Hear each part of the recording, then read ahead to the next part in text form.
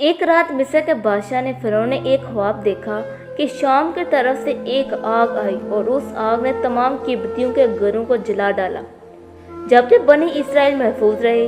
दहशत के आलम में बेदार होने के बाद फिरौन ने तमाम कहानियों और नजूमियों को जमा करके अपना ख्वाब सुनाया। नजूमियों ने उसे बताया कि बनी इसराइल में एक बच्चा पैदा होगा जो फिरौन की बादशाहियत को खत्म कर लेगा।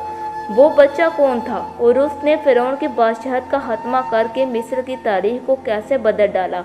इस वीडियो में हम उस ख्वाब और बच्चे के बारे में जानेंगे।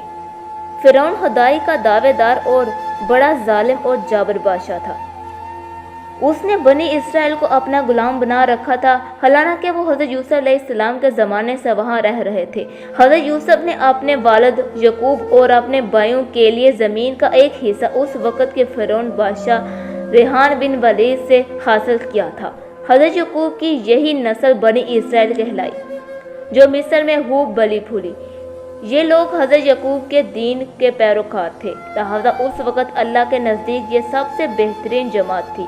उन्होंने फिरौन को सजदा करने से, अपना रब मानने से इनकार कर दिया था। इसी वजह से उसके बादशाह और खवारी उन पर जुल्म सितम के पहाड़ डालते और उनसे घटिया काम करवाते थे। फिरौन ने जब अपना ख्वाब नजूमियों को बताया तो उन्होंने इसकी ताबीर ये बताई कि बनी इसराइल में एक बच्चा पैदा होगा और उसकी खातून अहले मिस्र की हलाकत होगी। बनी इसराइल की यहाँ भी शुरू से यही बात मशहूर थी कि लिहाजा इस ख्वाब के बाद वो मजीद फिक्रमंद हो गया और उसने हुक्म जारी कर दिया कि बनी इसराइल में पैदा होने वाले तमाम लड़के कत्ल कर दिए जाएं। इस हुक्म के बाद फिरौन के हवारियों और उसके सिपाहियों ने हर मुमकिन कदम उठाया ताकि कोई नामूद बच्चा जिंदा ना बच सके, लेकिन अल्लाह के फैसले अटल होते हैं। देखते ही देखते बनी इसराइल के हजारों बच्चे ज़बह कर दिए गए। फिर एक वक्त वो भी आया जब किती के सरदारों ने फिरौन से कहा कि अगर बनी इसराइल के लड़कों का इसी तरह कत्ल आम होता रहा तो हमें आइंदा खिदमतगार मिलना बहुत मुश्किल हो जाएगा और फिर हमारे घटिया तरीन कमतर काम कौन करेगा। इस पर फिरौन ने यह हुक्म जारी किया कि 1 साल छोड़कर बच्चे कत्ल किए जाएं। इन दिनों हज़रत मूसा की वालदा अपने हमल की इब्तिदा दिनों में थी। अल्लाह ने उनकी हिफाजत के सामान इस तरह फरमाया कि उनकी वालदा मामूल के मुताबिक हमल असास ज़ाहिर नहीं होते थे, जिससे आप फिरौन की छोड़ी हुई दाइयों की नज़र में ना आई। उन्होंने इस बात को छुपाए रखा यहाँ तक कि पैदाइश का वक़्त आ गया और उन्होंने बच्चे को जन्म दिया।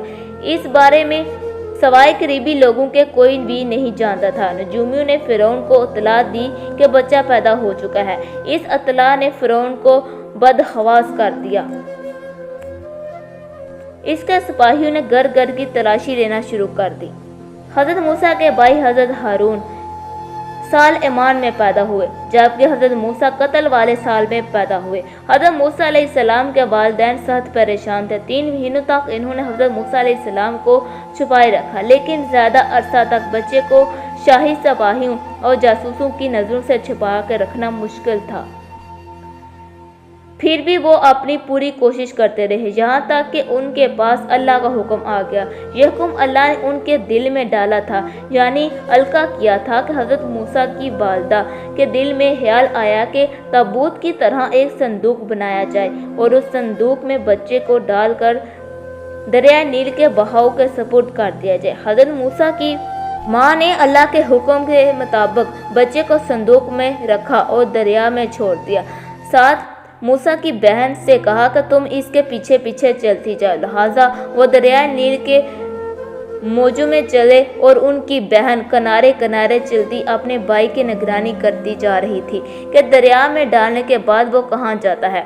संदूक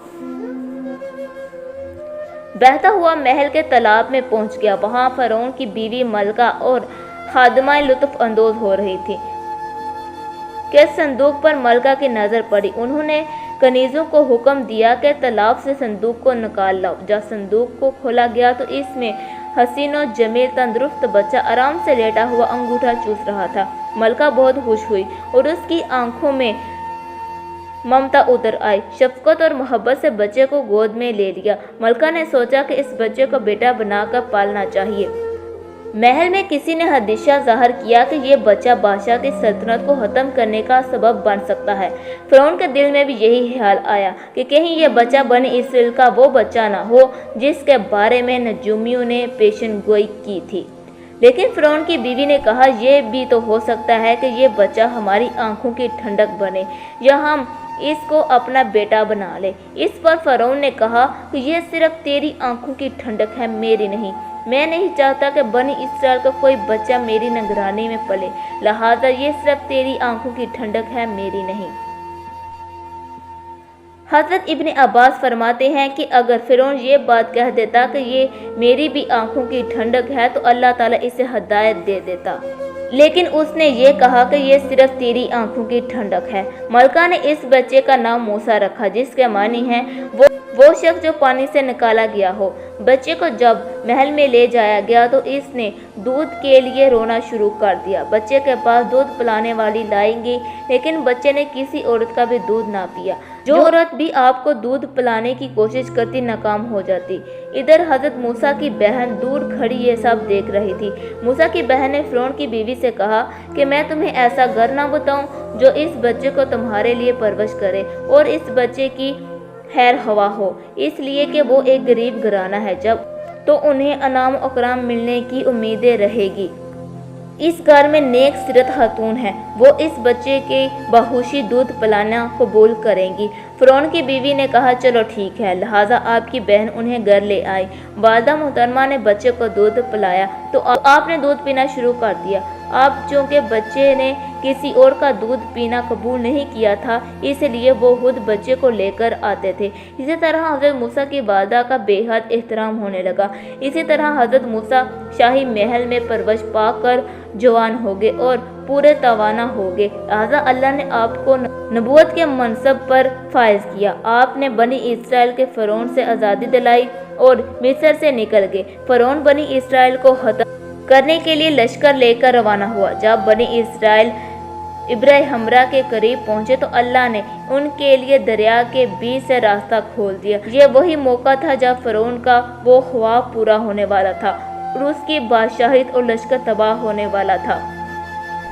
बनी इसराइल तो समंदर के पार चले गए, लेकिन जब फ़िरौन अपने लश्कर समेत उनके पीछे आया तो समंदर का ये रास्ता बंद हो गया और वो अपने लश्कर समेत समंदर में गर्क हो गया।